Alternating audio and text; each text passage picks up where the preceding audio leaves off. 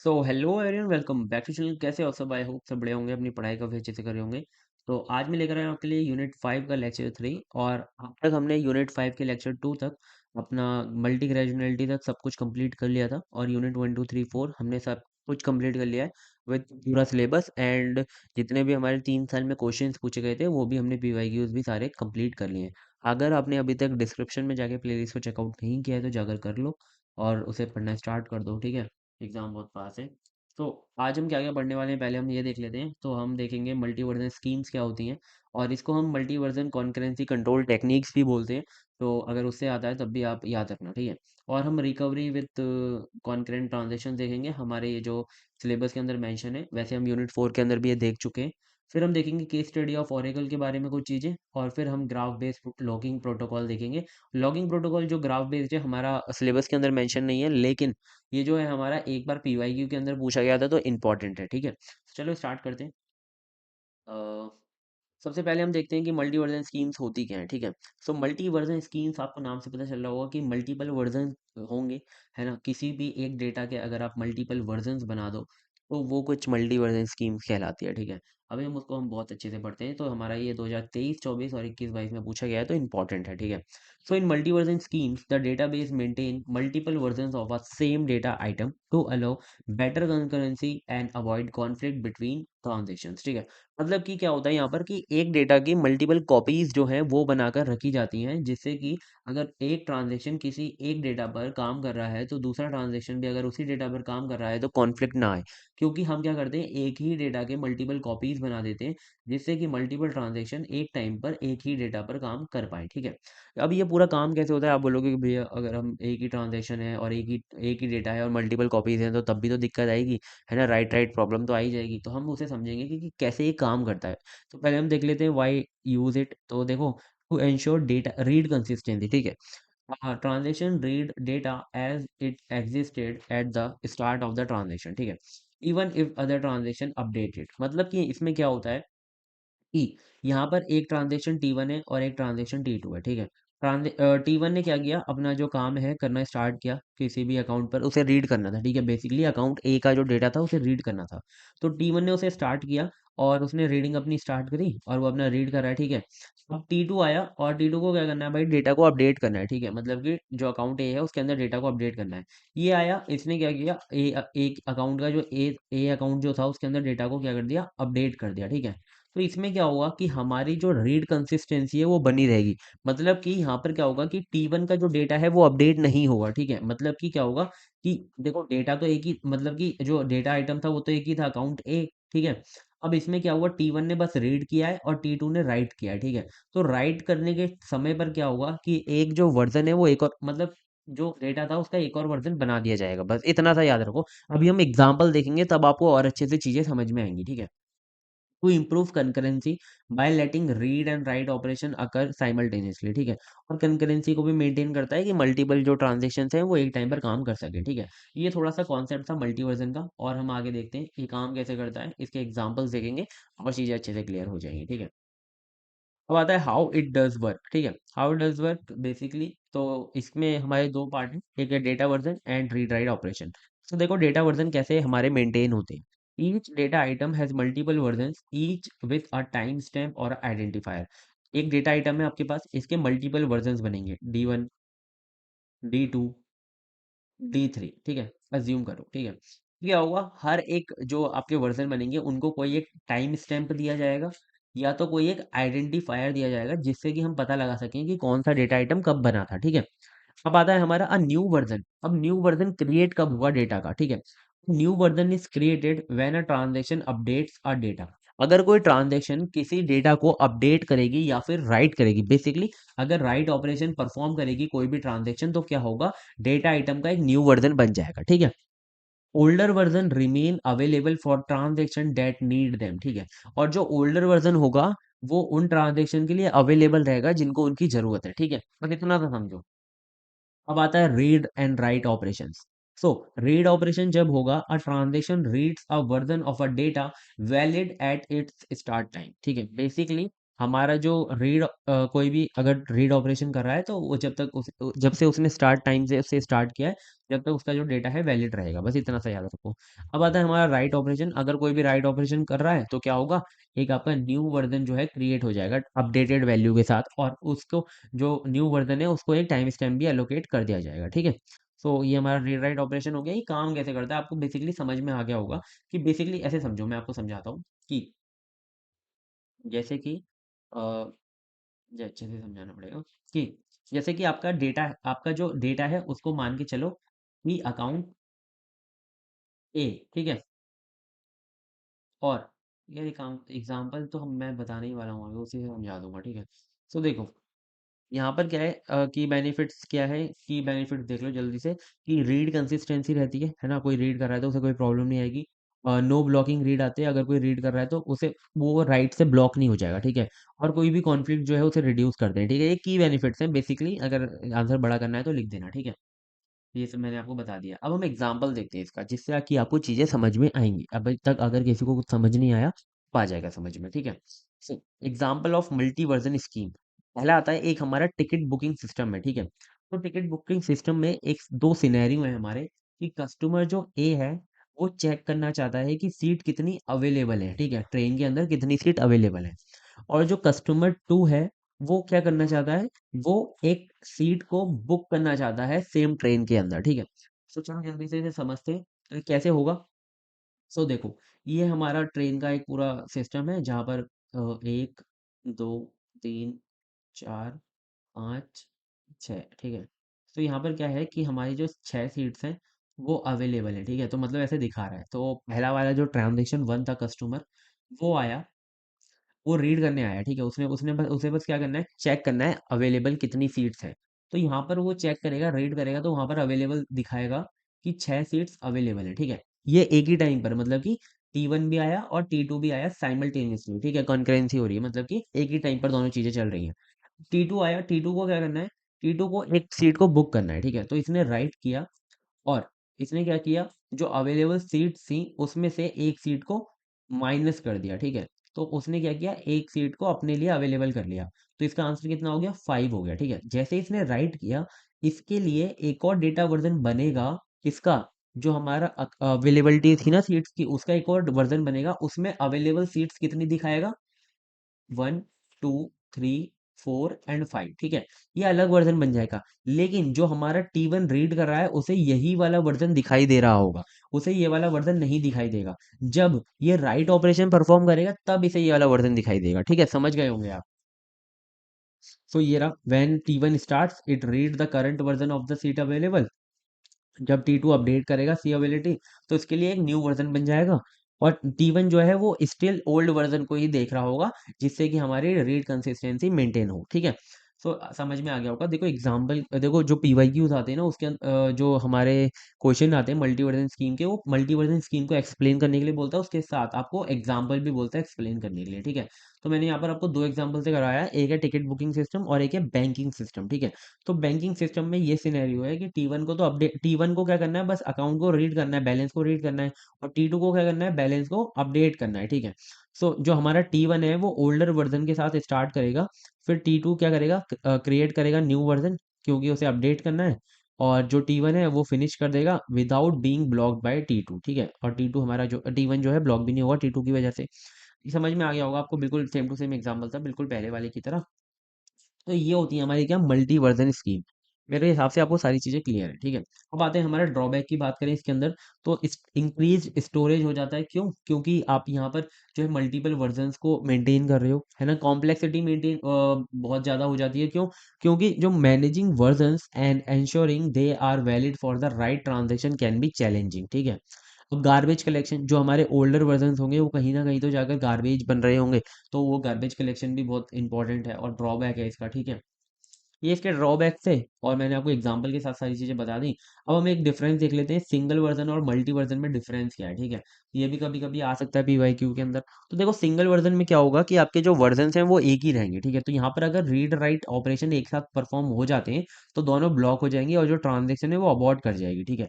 लेकिन यहाँ पर क्या होगा कि रीड जो है कभी भी राइट के द्वारा वो नहीं होगा, ब्लॉक नहीं होगा, ठीक है। यहाँ पर जो स्टोरेज रिक्वायरमेंट है बहुत मिनिमल होगी, क्योंकि एक ही वर्जन आपका जो है लेटेस्ट वर्जन जो है भी है वो स्टोर कर रहा होगा। लेकिन यहाँ पर हायर होगी क्योंकि मल्टीपल वर्जन जो है स्टोर होंगे। यहाँ पर क्या होगा कि जो कंसिस्टेंसी है डेटा की वो पता नहीं है, क्योंकि क्या होगा कि एक टाइम पे जो चीज़ें हैं वो एक साथ काम नहीं कर पाएंगी, तो कंसिस्टेंसी जो है रीड की वो नहीं रह पाएगी। जैसे ही कोई मतलब रीड कर रहा है वैसे ही अगर राइट ऑपरेशन हो गया तो वहीं पर कंसिस्टेंसी ब्रेक हो जाएगी, ठीक है। लेकिन यहाँ पर कंसिस्टेंसी रहेगी क्योंकि ओल्डर वर्जन कोई देखेगा, राइट जो राइट करेगा उसे न्यू वर्जन मिल जाएगा, ठीक है। सो इतना आपको समझ में आ गया होगा। अब हम देखते हैं नेक्स्ट टॉपिक जो है हमारा, what is recovery with कॉनकरेंट transaction, ठीक है। ये मैं यूनिट 4 के अंदर बहुत अच्छे से करा चुका हूँ, ठीक है। तो प्लीज उसमें जाकर देख लेना अच्छे से। तो मैं आपको थोड़ा सा ओवरव्यू दे देता हूँ कि when multiple transactions are running simultaneously the system must ensure that database remain consistent even if the system failure, ठीक है। मतलब कि कोई अगर मल्टीपल ट्रांजेक्शन एक टाइम पर काम कर रहे हैं, ठीक है। अगर उसमें से क्या होता है कि आप एक ही सिस्टम पर काम कर रहे हो तो आपका जो सिस्टम है अगर वो क्रैश हो जाता है, ठीक है, आप है ना, तो आपका जो आपका ऐसी कौन सी टेक्निक्स होंगी, ऐसी कौन सी रिकवरी टेक्निक्स होंगी जो आपको हेल्प करेंगी, जो आपका डेटाबेस है उसे कंसिस्टेंट स्टेट में वापस ले जाने में, ठीक है। मतलब आपका सिस्टम क्रैश हो जाए तब। तो बेसिकली क्या होता है कि इमीडिएट अपडेट टेक्निक्स होती हैं कुछ, मतलब कि जैसे ही आप अपडेट करते हो तुरंत डेटाबेस के अंदर चेंजेस हो जाते हैं। मतलब देखो यहाँ पर डेफिनेशन समझो इमीडिएट अपडेट टेक्निक्स की, तो changes made by transactions are immediately return to the database as soon as they are performed even before the transaction commit, ठीक है। मतलब क्या होता है कि आप जैसे ही चेंजेस कर रहे हो या कुछ भी कर रहे हो वो अपडेट होते जा रहे हैं डेटाबेस के अंदर, ठीक है। तो इसका बेनिफिट क्या होता है कि रिड्यूस कर देता है recovery time since changes are already in the database. और चैलेंज क्या आता है कि अगर सिस्टम क्रैश हो जाता है, ठीक है, और ट्रांजेक्शन कमिट करने से पहले आपका सिस्टम क्रैश हो जाता है। बेसिकली क्या हुआ कि किसी बंदे ने रीड किया कोई, है ना, और राइट किया और उसने कमिट नहीं किया, ठीक है। आपने जैसे ही राइट किया आपने डेटाबेस के अंदर चेंजेस कर दिए, तो उसने क्या किया, कमिट नहीं किया, ठीक है, कमिट नहीं किया। अब आपको क्या पता कि वो जो डेटा है वो सेव करना चाहता था या नहीं चाहता था। अगर वो चाहता था तो वो कमिट करता और सेव कर देता, लेकिन अब कमिट ही नहीं हुआ, यहीं पर क्या हुआ, सिस्टम आपका फेल हो गया, ठीक है। जैसे ही आपका सिस्टम फेल हुआ अब आपको क्या पता कि उसे वहां पर सेव करना था या फिर उसे रोल बैक करना था। तो ये इसके अंदर चैलेंज आ जाता है, ठीक है। तो बेसिकली है ना, जो हमारी रिकवरी टेक्निक्स होती हैं वो यहाँ पर दो होती हैं, ठीक है। एक हमारी रोल बैक भी होती है कि आप वापस पहुंचा दो। देखो दो होती है, एक होती है लॉग बेस्ड रिकवरी और एक होती है चेक पॉइंट्स, ठीक है। रोल बैक जो sorry sorry log based recovery और जो हमारा चेक पॉइंट्स है, इनको मैंने यूनिट 4 के अंदर बहुत अच्छे से समझाया है, तो जाकर एक बार प्लीज देख लेना, है ना। बस इसके अंदर देखो लॉग बेस के अंदर क्या होता है कि आपका एक लॉग मेंटेन होता है, बेसिकली रिकॉर्ड मेंटेन होता है। और अगर आपका जो पूरा ट्रांजेक्शन हुआ है उसके अंदर अगर आपको कमिट मिल जाता है, ठीक है, अगर आपको कमिट ऑपरेशन मिल जाता है, ठीक है, तो आप क्या कर देते हो, रीडू कर देते हो। अगर आपको कमिट नहीं मिलता तो आप अंडू कर देते हो, ठीक है। यही बस दो ऑपरेशन होते हैं इसके अंदर, मैंने बहुत अच्छे से समझाया, जाकर देख लेना यूनिट 4 के अंदर। और चेक पॉइंट्स में क्या होता है, चेक पॉइंट्स का ये फंडा होता है कि बेसिकली आपका जो डेटाबेस है वो बहुत दिनों से अपना जो लॉग है पूरा का पूरा रिकॉर्ड कर रहा होता है, ठीक है। और यहाँ पर अगर आपको लगता है कि डेटाबेस मेरा इतने जो पीरियड्स में क्या था, कंसिस्टेंट था और बिल्कुल कोई दिक्कत नहीं आई उसके अंदर, ठीक है, तो आप क्या कर देते हो, यहाँ पर एक चेक पॉइंट लगा देते हो कि यहाँ पर मेरा जो डेटा है बिल्कुल कंसिस्टेंट है, तो मैंने यहाँ पर एक चेक पॉइंट लगा दिया। तो क्या होगा कि जो आपका पहले का जितना भी लॉग होगा वो डिलीट हो जाएगा और आगे से फिर मेंटेन होगा, ठीक है। तो आगे अगर कोई भी फेलियर आएगा तो यहाँ पर पहुंचा देगा वो वापस, ठीक है। तो मतलब आप क्या करते हो, जहां पर भी चेक पॉइंट लगाते हो वहां पर एक स्नैपशॉट ले लेते हो कि बेसिकली अगर आपका आगे कहीं पर भी सिस्टम फेल हो जाता है तो आप वापस यहाँ पर पहुंच जाओ, ठीक है। मतलब यहाँ तक तो आपका कंसिस्टेंट था, आपको पता था, तो आप वापस यहाँ तक पहुंच जाओ, ठीक है। अब फिर आप आगे चलते हो, यहाँ तक आपको लगता है कि यहाँ तक मेरा डेटा पूरा कंसिस्टेंस है डेटाबेस, तो आप यहाँ पर एक चेक पॉइंट लगा देते हो, तो यहाँ पर पीछे का पूरा डिलीट हो जाएगा और अगर अगर कहीं कहीं पर चेंज होगा तो यहाँ पर आ जाएगा वापस, ठीक है। ये चेक पॉइंट का कॉन्सेप्ट होता है, मैंने यूनिट 4 के अंदर पढ़ाया, याद कर लेना, ठीक है। फिर आता है एक पीवाईक्यू के अंदर पूछा गया था कि सिंगल यूजर और मल्टी यूजर एनवायरनमेंट जो होता है उसके अंदर मतलब क्या सिनेरियो होता है। तो सिंगल यूजर एनवायरनमेंट में क्या होता है कि आपका जो होता है एक ही मतलब ट्रांजेक्शन एक टाइम पर काम कर रहा होता है, ठीक है।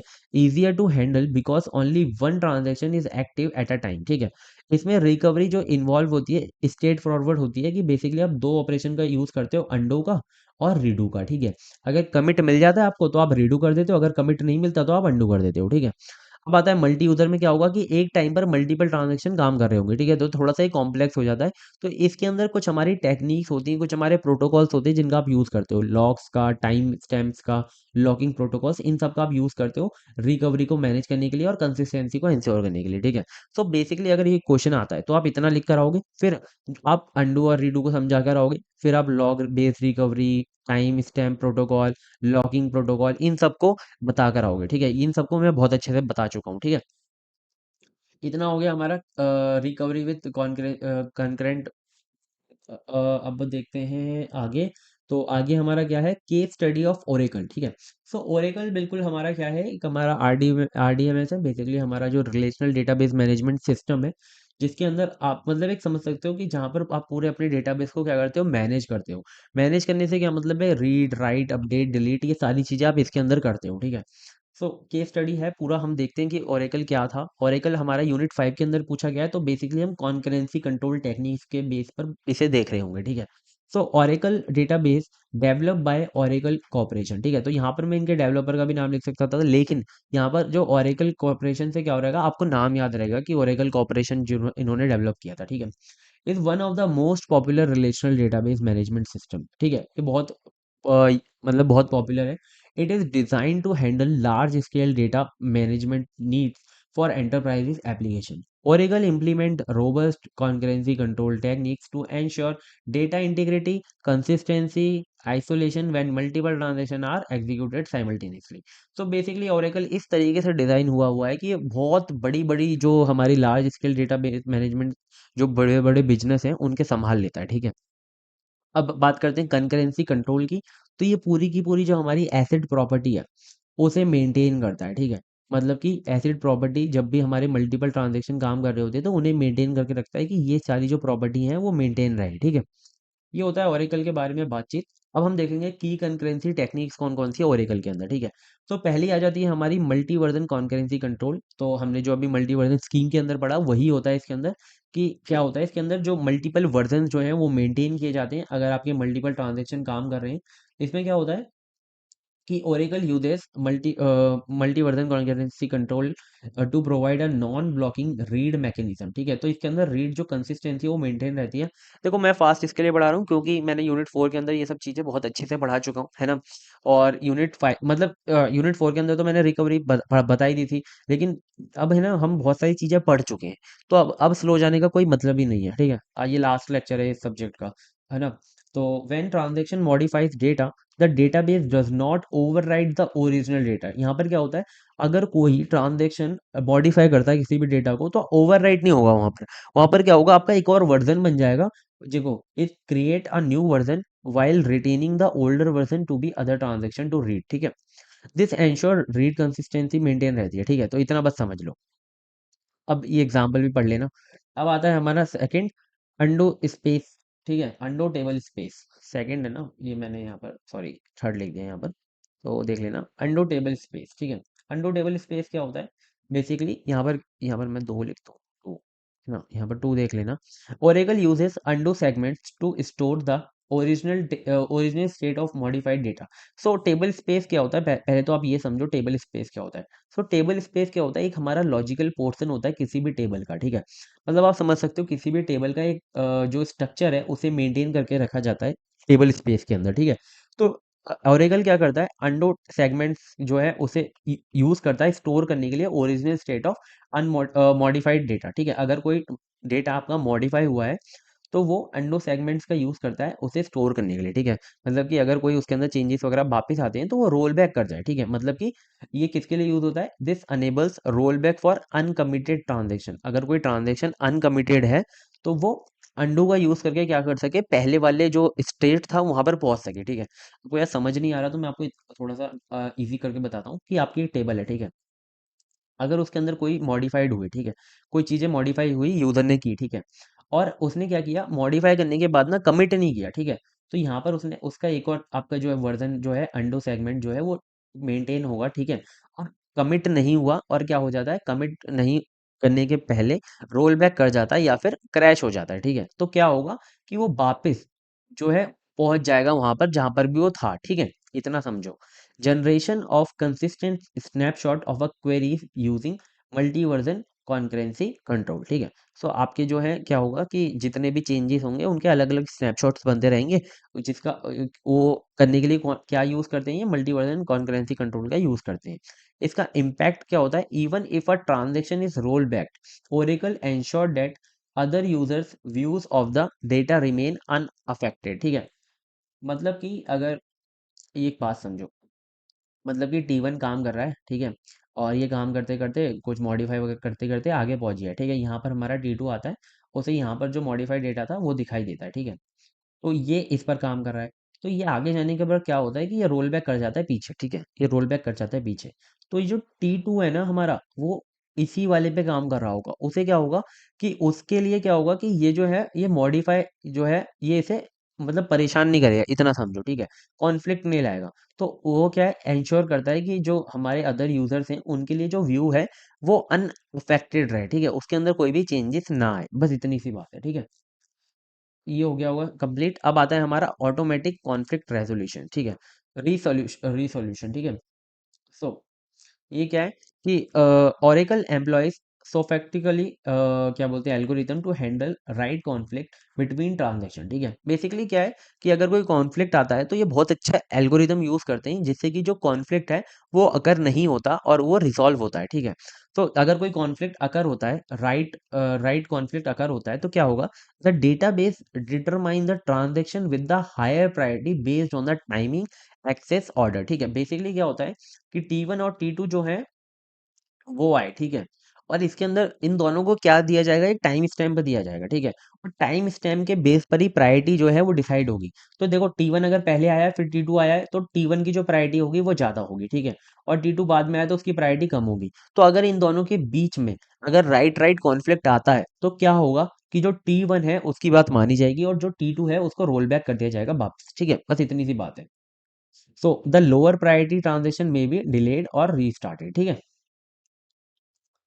अब आता है next advantages of Oracle concurrency control, पढ़ लेना, ठीक है। हाई परफॉर्मेंस है, मिनिमल ब्लॉकिंग है इसके अंदर, और मल्टीपल यूजर इन्वायरमेंट को अनेबल करता है और स्केलेबल है, ठीक है।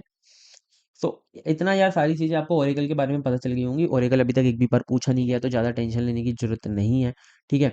और हाँ एक चीज और है ओरेकल के अंदर, यहाँ पे मैं लिखना भूल गया, शायद दूसरे वाले में था, पार्ट कट गया है ना। मैं नोट्स शायद कोशिश करूंगा इसके अंदर ऐड कर दूं कि ये जो है ना रो लेवल लॉकिंग का यूज करता है, ठीक है। रो लेवल लॉकिंग में क्या होता है कि आपका जो पूरा रो है वो आप उसे लॉक कर सकते हो और उस पर काम कर सकते हो, ठीक है। तो ये रो लेवल लॉकिंग का भी यूज करता है। एक अपनी तरफ से पॉइंट ऐड कर लेना अगर चाहो तो। वैसे इतना बहुत है, जितनी मैंने चीजें बताई इतना बहुत है, ठीक है। ओरेकल के बारे में हो गया, अभी तक पूछा नहीं गया, ठीक है। अब आता है हमारा नेक्स्ट इंपॉर्टेंट टॉपिक है, सिलेबस में मेंशन नहीं है लेकिन PYQ के अंदर है, इसके लिए मैं करा रहा हूँ, ठीक है। ग्राफ बेस्ड लॉकिंग प्रोटोकॉल, ठीक है। तो ग्राफ बेस्ड लॉकिंग प्रोटोकॉल बहुत इजी टॉपिक है, आपको बिल्कुल अच्छे से बताता हूँ। 2023-24 में पूछा गया था, बेसिकली साइलेंट फीचर पूछे गए थे ग्राफ बेस्ड प्रोटोकॉल के और इसका एक एग्जाम्पल पूछा गया था, ठीक है। तो मैं आपको पूरा समझा दूंगा जिससे कि आपको बहुत ईजी हो। So, graph-based locking is a concurrency control mechanism designed to manage data item access and prevent deadlocks by defining a partial ordering of a data items। तो बेसिकली समझो कि ये हमारी क्या है, कंकरेंसी कंट्रोल मैकेनिज्म है, ठीक है। कंकरेंसी कंट्रोल मैकेनिज्म होता क्या है, कंकरेंसी कंट्रोल मैकेनिज्म एक वो मैकेनिज्म होता है जहां पर कि अगर आपके मल्टीपल ट्रांजेक्शन एक टाइम पर काम कर रहे हैं तो उनके अंदर जो उनका रिजल्ट है वो अच्छे से रहे, मतलब उसके अंदर कोई भी कॉन्फ्लिक्ट ना आए, ठीक है। अब ये बेसिकली यूज होता है हमारे जो डेडलॉक्स होते हैं ना, डेडलॉक को प्रिवेंट करने के लिए। थोड़ा सा ओवरव्यू दे देता हूँ डेडलॉक होते क्या है, मैं पहले बता चुका हूँ।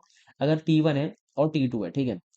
T1 जो है TA पर काम कर रहा है अपना मस्त, और T2 जो है वो B पर काम कर रहा है अपना मस्त, ठीक है। T2 क्या चाहता है कि T2 जो है चाहता है A को मैं रिक्वायर कर लूँ, ठीक है। और T1 चाहता है कि मैं B को रिक्वायर कर लूँ, ठीक है। तो T2 क्या करता है, इस पे डालता है और ये इस पे आता है, ठीक है। तो क्या होता है कि ना तो ये A को छोड़ता है, ये चाहता है कि मैं A को नहीं छोड़ूं जब जब मैं B को ले लूं, और ये चाहता है कि मैं B को ना छोड़ूं और A को भी ले लूं। तो क्या होता है, दोनों ही वो हो जाते हैं, क्या बोलते हैं, डेडलॉक आ जाते हैं इनके बीच में, और दोनों ही क्या हो जाते हैं, इनफाइनाइट लूप में चले जाते हैं, और दोनों हमेशा वेट करते रहते हैं। तो बेसिकली क्या होता है, यहाँ पर एक साइकिल बनती है कि T1 और T2 है, ठीक है। T1 एक ऐसा रिसोर्स चाहता है जो कि T2 ने अलोकेट किया हुआ है या फिर यूज कर रहा है ना। और T2 एक ऐसे रिसोर्स को चाहता है जो कि T1 एक्वायर कर रहा है, ठीक है। तो क्या होता है, यहाँ पर एक लूप बन जाता है और यहाँ पर आ जाता है डेडलॉक, ठीक है। उसको प्रिवेंट करने के लिए हम यूज करते हैं ग्राफ बेस्ड लॉकिंग प्रोटोकॉल, ठीक है। अब this protocol ensured that transaction access data in a specific order, avoiding circular waits that cause deadlock, ठीक है। तो यहाँ पर क्या होगा कि आप पहले से ही ये इंश्योर कर दोगे कि आपका जो डेटा है वो किस ऑर्डर में हमारा जो है स्पेसिफाई, मतलब जो है एक्सेस होगा, ठीक है। अगर आपको यही पता चल जाए कि ए वाले डेटा को इस टाइम पर क्या बोलते हैं अलोकेट किया जाएगा, बी वाले को इस टाइम पर एक्सेस किया जाएगा, तो क्या होगा, हमें पता चल जाएगा, ठीक है। जिससे कि चीजें जो है डेडलॉक नहीं आने देंगी, ठीक है। अब हम देखते हैं ग्राफ बेस्ड प्रोटोकॉल, नाम से ही पता चल रहा है ग्राफ के अंदर दो चीजें होती हैं, ठीक है। एक होता है नोड और एक होते हैं एजेस, ठीक है। उन्हीं के बेस पर है। तो देखो इसका की कॉन्सेप्ट क्या है, पहला है partial ordering of data item, ठीक है। Partial ordering of data item क्या होता है कि all data items are organized in directed acyclic graph, ठीक है। डीएजी के अंदर आपके जो जितने भी आपका डेटा आइटम्स है वो ऑर्गेनाइज्ड होंगे, ठीक है। अब डीएजी क्या होता है, एक हमारा ऐसा ग्राफ जिसके अंदर साइकिल नहीं बनेगी, ठीक है। मतलब कि देखो, एक बात बताओ, ऐसा ग्राफ जिसके अंदर साइकिल नहीं बनती वो क्या होता है, ठीक है। वो क्या होता है, उस वो एक हमारा असाइक्लिक ग्राफ होता है, ठीक है। उसे हम डीएजी भी बोलते हैं। और डायरेक्टली लिखा हुआ है तो एरो बने रहेंगे, ठीक है। तो देखो ऐसा कुछ ट्री की तरह बन जाएगा, ठीक है। मतलब कि ये समझो कि अगर ऐसा हो तो इसके अंदर क्या है, लूप नहीं बन रहा, ठीक है। लूप नहीं बन रहा तो ये क्या है, डीएजी है। डीएजी के बारे में आप अपने जो नेक्स्ट सेमेस्टर के अंदर जो कंपाइलर डिजाइन पढ़ोगे तब आप और अच्छे से पढ़ोगे, ठीक है। सो इसके अंदर क्या होता है कि जो हमारा नोड होता है वो डेटा आइटम्स को रिप्रेजेंट करता है, और जो एजिस होते हैं वो हमारा ये रिप्रेजेंट कर रहे होते हैं कि एक्सेस जो सीक्वेंस है वो कैसा रहेगा, ठीक है। मतलब कि आपका ऐसे समझो कि वो अभी मैं समझाऊंगा, ठीक है। वैसे नीचे बताऊंगा, अभी एक बात बताता हूँ आगे की। प्रोटोकॉल रूल्स कौन कौन से होंगे, a transaction can acquire a lock on a data item only if has already locked is parent in a graph, ठीक है। मतलब कि जैसे अब बताना ही पड़ेगा कि आपका ये डेटाबेस है और नीचे आपका सेक्शन है और नीचे कोई आपकी टेबल है, ठीक है। तो यहाँ पर डेटाबेस है और यहाँ पर सेक्शन है और यहाँ पर टेबल है। अगर कोई बंदा टेबल को एक्सेस करना चाहता है तो उसे पहले हमारे डेटाबेस पर लॉक लेना पड़ेगा, फिर उसे सेक्शन पे लॉक लेना पड़ेगा, फिर वो टेबल पे लॉक करके उसे एक्सेस कर सकता है। इतनी बात है, ठीक है, बस इतनी सी बात है। अब once a transaction release a lock it can not acquire any more locks, अगर कोई ट्रांजेक्शन किसी लॉक को छोड़ देगा तो वो किसी और लॉक को एक्वायर नहीं कर सकता, बस इतनी सी बात है, ठीक है। अब आता है डेडलॉक अवॉइडेंस। हम इससे क्या होता है कि हमारा जो डेडलॉक है वो अवॉइड होता है, बस इतनी सी बात है। क्योंकि इसके अंदर कोई भी सर्कुलर नहीं बन रहा तो डेडलॉक तो कायर होगा ही नहीं। ये रहा हमारा एग्जाम्पल जिससे मैं आपको बताऊंगा कि जैसे कि देखो, मैं आपको सारी चीज़ें बताता हूँ अच्छे से। अगर कोई बंदा चाहता है कि मेरे को ना जी पर जो है चेंजेस करने हैं, मुझे जी को एक्सेस करना है, ठीक है। तो आप जी को कैसे एक्सेस कर सकते हो, आपको सबसे पहले ए के ब्लैक कलर लो। आपको सबसे पहले ए के ऊपर लॉक लेना पड़ेगा, फिर आप जाओगे नीचे बी के ऊपर आपको लॉक लेना पड़ेगा, फिर आप जाओगे नीचे डी के ऊपर लॉक लेना पड़ेगा, फिर आप जाओगे नीचे जी के ऊपर लॉक लेना पड़ेगा, ठीक है। समझ रहे हो। अब जब आप इस लॉक को ले लोगे फिर क्या होगा कि अगर आपने जी पर काम कर लिया है तो आप इसे रिवर्स ऑर्डर के अंदर हटाओगे लॉक को, ठीक है। पहले आप क्या करोगे, जी पर से लॉक हटाओगे, फिर आप डी पर से लॉक हटाओगे, फिर आप बी पर फिर से लॉक हटाओगे, फिर आप ए पर लॉक हटाओगे, ठीक है। और अगर कोई बंदा आपने इस पर काम आप इस पर काम कर रहे हो, ठीक है। और अगर कोई बंदा एच पर काम करना चाहता है, ठीक है। अगर कोई बंदा एच पर काम करना चाहता है तो जब तक आप ये लॉक हटाओगे नहीं ए के ऊपर से तब कोई एच पर काम नहीं कर सकता, ठीक है। समझ रहे हो। ये होता है हमारा ग्राफ बेस्ड प्रोटोकॉल, ठीक है, लॉकिंग प्रोटोकॉल। अब हम इसे एक एग्जांपल समझेंगे क्योंकि आपसे पूछा जाता है, तो इसमें एक हमारा स्टेप्स भी गिवन है, तो स्टेप्स भी पढ़ लेते हैं जल्दी जल्दी। स्टेप्स कैसे गिवन है कि सबसे पहले आइडेंटिफाई करो hierarchy of data item and arrange them DAG, ठीक है। सो हमने एग्जांपल है हमारे पास database table row and column, ठीक है, ऐसे कुछ हायरार्की बनती है। और ट्रांजेक्शन लॉक का data item starting from the highest node in the hierarchy, तो हाईएस्ट नोड क्या है, डेटाबेस के ऊपर पहले लॉक लो, फिर टेबल के ऊपर, फिर रो के ऊपर, देन कॉलम के ऊपर जाओगे आप, ठीक है। अब आता है the transaction can only lock children of a locked parents, है ना। मतलब कि आपने अगर पेरेंट के ऊपर लॉक लगाया तो आप उसके चिल्ड्रन को जब ही मतलब कर सकते हो एक्सेस जब आपने उसके पेरेंट्स पर लॉक ले रखा हो, ठीक है। When finish the transaction releases the lock in the reverse order, ये मैंने आपको बता दिया, ठीक है। सो यहाँ पर एक हमारा एग्जाम्पल समझते हैं। तो ये रहा हमारा एक एग्जाम्पल जिसके अंदर हमारे पास एक हायरार्की मेंशन है कि आपके पास लाइब्रेरी सिस्टम है जिसके अंदर सबसे पहले है आपके पास डेटाबेस, ठीक है। डेटाबेस के बाद है आपके पास सेक्शन, फिर है आपके पास बुक और फिर है आपके पास पेज, ठीक है। ये आपका क्या है, ये आपका एक हायरार्की मेंशन है और ये आप देख सकते हो इस ग्राफ के अंदर कोई भी आपका साइकिल नहीं बन रही है। तो ये क्या है, हमारा डीएजी है, डायरेक्टेड असाइक्लिक ग्राफ, ठीक है। अब हमारा जो पहला ट्रांजेक्शन T1 वो क्या चाहता है, वो चाहता है कि मैं पेज वन को रीड करना चाहता हूँ, ठीक है। और देखो पेज वन बुक वन के, तो यहाँ पर एक हम मान लेते हैं कि बुक वन है और ये पेज वन है, ठीक है। ये करना चाहता है तो लॉक का ऑर्डर कैसे रहेगा मैं आपको बताता हूँ। सबसे पहले वो ऑर्डर, पहले वो डेटाबेस के ऊपर लॉक लेगा, फिर वो हमारा जो बुक है मतलब कि सॉरी, पहले जो डेटाबेस के ऊपर लॉक ले लिया, फिर वो सेक्शन के ऊपर लॉक लेगा, फिर वो बुक वन के ऊपर लॉक लेगा, फिर वो पेज वन के ऊपर लॉक लेगा, ठीक है। इस तरीके से जो लॉक है वो मेंटेन होगा, ठीक है। अब वो काम कर लेगा, फिर वो रिवर्स ऑर्डर में लॉक को छोड़ देगा, ठीक है। ये हो गया। अब आएगा हमारा T2। T2 क्या करेगा, मॉडिफाई करना चाहता है बुक टू को, ठीक है। वो चाहता है कि मैं बुक टू को क्या कर दूं, मॉडिफाई कर दूं। तो लॉक का ऑर्डर कैसे रहेगा कि वो पहले डी पे लॉक लेगा, फिर वो एस पे लॉक लेगा, फिर वो बुक पे लॉक ले पाएगा, ठीक है। फिर वो रिवर्स ऑर्डर में वो सबको छोड़ देगा। फिर अब क्या चाहता है, T3 चाहता है कि मैं सारे के जो एक सेक्शन है उसकी सारे की सारी बुक्स को क्या कर दूं, रीड कर लूं, ठीक है। तो पढ़ाकू लड़का है ये आएगा डी पे ऊपर, ये इस पे लॉक लेगा, फिर सेक्शन के ऊपर लॉक लेगा और जितनी भी बुक है उन सबको रीड कर देगा, ठीक है। तो ये हो गया हमारा क्या, graph graph based logging protocol, ठीक है। तो ये एग्जांपल से मैंने आपको बता दिया। ये डेडलॉक को प्रिवेंट करता है, क्यों, क्योंकि देखो यहाँ पर हमारा जो T1 था उसने अगर P1 पर लॉक ले रखा है, ठीक है। और T2 can not directly jump to the modify page one without following the lock hierarchy, ठीक है। तो अगर दो ट्रांजेक्शन यहाँ पर एक साथ काम ही नहीं कर पाएंगे और जो है डेडलॉक आएगा ही नहीं, अगर ही नहीं होगा। तो इससे क्या होगा कि लॉक ऑर्डर को अगर आप रिस्पेक्ट करोगे तो आपका जो डेडलॉक है वो कभी भी अगर नहीं होगा। एडवांटेज और डिसएडवांटेज आप पढ़ लेना लॉक बेस्ड प्रोटो लॉकिंग के, ग्राफ बेस्ड लॉगिंग है, और आपको सारी चीज़ें समझ में आ जाएंगी। एडवांटेज और डिसएडवांटेज इसके लिए इंपॉर्टेंट है क्योंकि एग्जाम में कभी कभी पूछ लेते हैं, तो पढ़ लेना, ठीक है। तो यहाँ पर हमने जितने भी टॉपिक्स है सारे खत्म कर लिए और आपको सारी चीज़ें मेरे हिसाब से समझ में आ गई होंगी। जो रिकवरी जो है वो एक बार जाकर पढ़ लेना यूनिट 4 के अंदर। मैंने यहाँ पर नहीं बताई क्योंकि यार टाइम वेस्ट होगा, आपने अगर पढ़ रखी होगी कि जिस स्टूडेंट ने, और जिसने नहीं पढ़ी जाकर पढ़ लो यूनिट 4 के अंदर, मैंने बहुत अच्छे से पढ़ाई है। सो यहाँ पर हमारे जितने भी टॉपिक्स है वो हमने खत्म कर दिए, है ना। और देख सकते हो आप सारे टॉपिक्स खत्म हो गए। यहाँ पर हमने यूनिट 5 देखो पूरी कंप्लीट खत्म कर दिया, ठीक है। मतलब हमने यूनिट 1 कंप्लीट कर दी अच्छे से, यूनिट 2, यूनिट 3, यूनिट 4, यूनिट 5 सारी चीज़ें।